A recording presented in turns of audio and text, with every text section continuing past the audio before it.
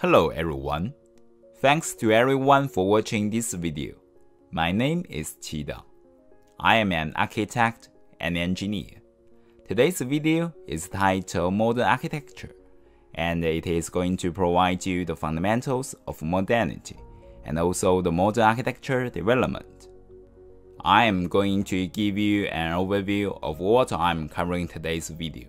First at all, it is a bit of background to the topic, and then focus on the before 20th century and the 20th century period before wrapping up with conclusions.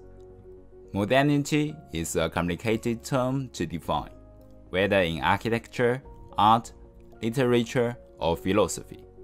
Modern art includes artistic work produced during the period extending roughly from the 1860s to the 1970s, and denotes the styles and the philosophy of the art produced during that era. The term is usually associated with art in which the traditions of the past have been thrown aside in a spirit of experimentation.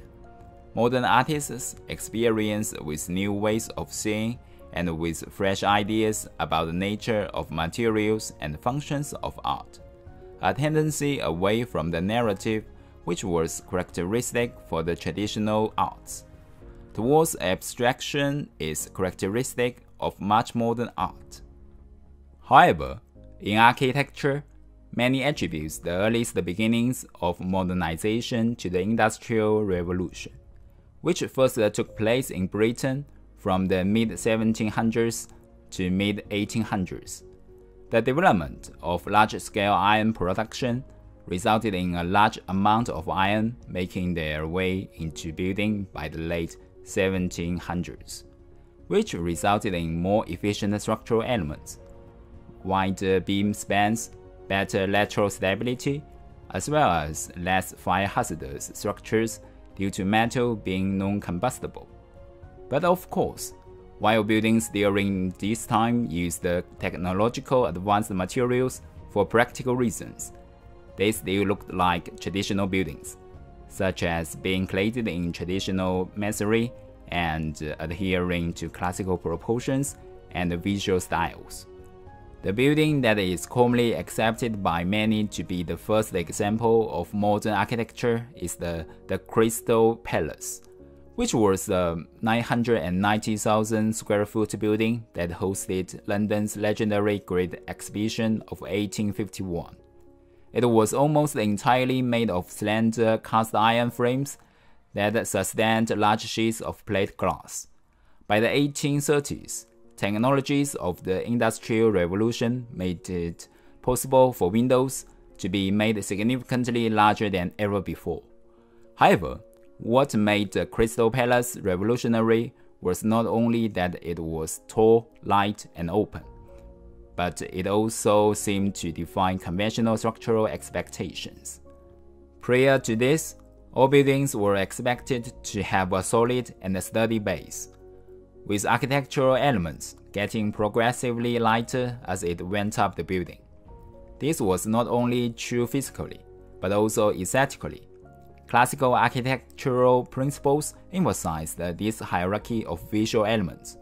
To design a building that looked top-heavy not only seemed to define the laws of physics, but also defined long-held aesthetic principles of Western architecture.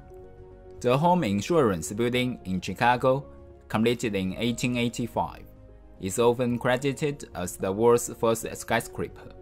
Many construction projects in Chicago during this time opted to use metal framing as opposed to timber due to the fact that most of Chicago was destroyed during the Great Chicago Fire of 1871. The Home Insurance Building became the first tall building to be entirely supported by a structural steel frame. Steel is even stronger and more lightweight than iron, which not only means buildings could be much taller, but the window openings could also be much larger, which is especially important at the ground level where retail shop fronts are typically located. These early skyscrapers paved the way for modern office towers and retail buildings. Another example is Centennial Hall in Breslau, Now Breslau is Wrocław in Poland. The challenge of the great space of the Centennial Hall was answered by Max Berg through the use of reinforced concrete elements of enormous size, built for the Breslau exhibition of 1913. Inside this vast, 65 meters in diameter, the concrete ribs of the cupola sprang from a perimeter ring beam, which was in its turn supported by massive pendentive arches. This structure was concealed on the outside by concentric tiers of glazing, the organic plane and the dynamic structure being suppressed by the superimposition of neoclassical elements. Reinforced concrete, concrete in which steel is embedded in such a manner that the two materials act together in resisting forces. The reinforcing steel absorbs the tensile, shear, and sometimes the compressive stresses in a concrete structure. Plain concrete doesn't easily withstand tensile and shear stresses, and is therefore unsuitable in most structural applications. Adding steel into concrete, it makes reinforced concrete be suitable in most structures. Now we know that revolutionary materials and technologies were used in construction throughout the 1800s, and buildings were starting to divert away from classical aesthetics. Most of those design decisions were made for practical and economic reasons. It took until the turn of the 20th century for the elements of modern architecture to be rationalized and standardized into a set of formal principles.